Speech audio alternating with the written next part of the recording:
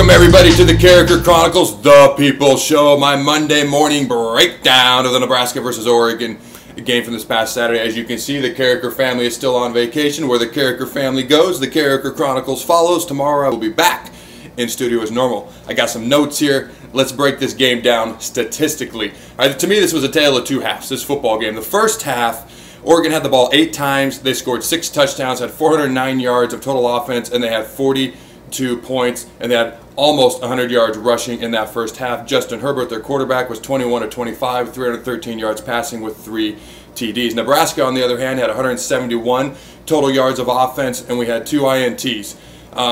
Obviously, they won the first half, 42-14, going into halftime. Now, in the second half, here's something that won't excite you. In the first half, Oregon had more total yards in that half alone than Nebraska had the entire game together. But the second half, as you know, we had a chance to win. We did come back. We did not give up. We kept fighting. Progress needs to be made, but I did appreciate that part of the game. But in the second half, we held Oregon to 157 yards of total offense and no points, while the Huskers had 190 yards of total offense and 21 unanswered points.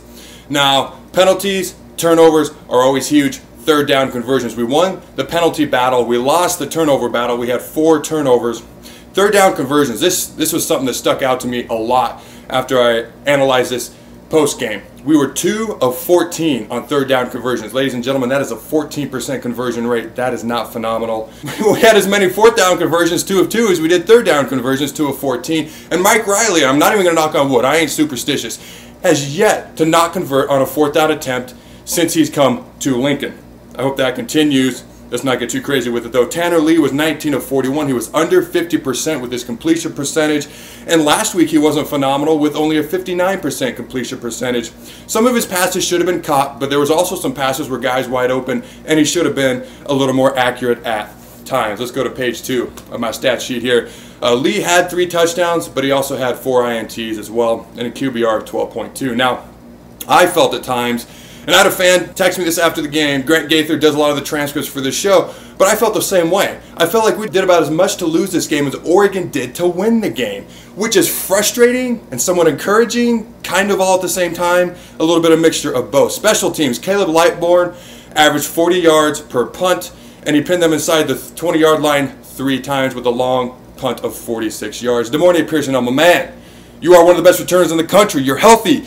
Don't catch the ball. Don't catch the punt. Fair catch it inside the 5-yard line, please. Now, the offensive line has got to play better, in my very humble opinion. I'm tired of talking about potential. Potential is the ability to do big things in the future, or right now, in this case, experience, talent, depth. I know we had a freshman starting at right tackle. He played pretty well, but we aren't consistent enough. This O-line has to be more consistent going forward. That's the issue I see. And defensively, we had 0 sacks.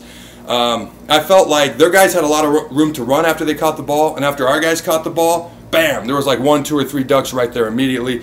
It's very simple. We got to find a way to get pressure on the quarterback. We got to find a way to tackle better.